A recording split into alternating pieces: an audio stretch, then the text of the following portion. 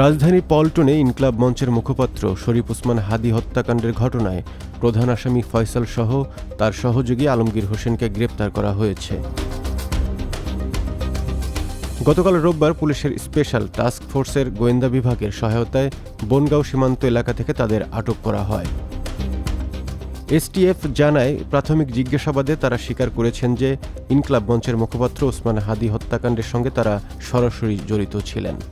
তদন্ত সংশ্লিষ্টরা জানিয়েছে, হত্যাকাণ্ডের পর তারা মেঘালয় সীমান্ত দিয়ে অবৈধভাবে ভারতে প্রবেশ করেন। এরপর ভারতের বিভিন্ন এলাকায় আত্মগোপনে থাকার পর তারা বনগাঁও এলাকায় অবস্থান নেন। সেখান থেকে আবারও সীমান্ত পেরিয়ে বাংলাদেশে প্রবেশের পরিকল্পনা করছিলেন। বাংলাদেশের কয়েকটি আইনশৃঙ্খলা বাহিনীর সদস্যরা জানিয়েছে, আসামি গ্রেপ্তারের বিষয়টি নিশ্চিত করা হয়েছে এবং তাদের 14 দিন রিমান্ড মঞ্জুর করেছেন আদালত।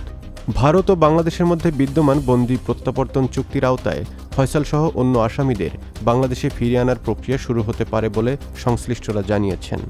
এদিকে বাংলাদেশ ও ভারতের মধ্যে বিদ্যমান বন্দি প্রত্যাবর্তন চুক্তি অনুযায়ী বিভিন্ন অপরাধে অভিযুক্ত ব্যক্তিদের ফেরত আনার সুযোগ থাকলেও রাজনৈতিক চরিত্রের অপরাধ ক্ষেত্রে কিছু ব্যতিক্রম রয়েছে। এ কারণে সাবেক প্রধানমন্ত্রী শেখ হাসিনাকে এই চুক্তির আওতায় হাদী হত্যাকারী আসামিদের মতো তাকেও দেশে ফিরিয়ে আনা সম্ভব হবে কিনা তা নিয়ে বিভিন্ন মহলে চলছে নানা সমালোচনা। দিল্লির রাজনৈতিক বিশ্লেষকদের মতে, চুক্তি অনুযায়ী বিভিন্ন অপরাধীকে ফিরিয়ে আনার সুযোগ থাকলেও রাজনৈতিক চরিত্রের অপরাধের ক্ষেত্রে কিছু ব্যতিক্রম রয়েছে।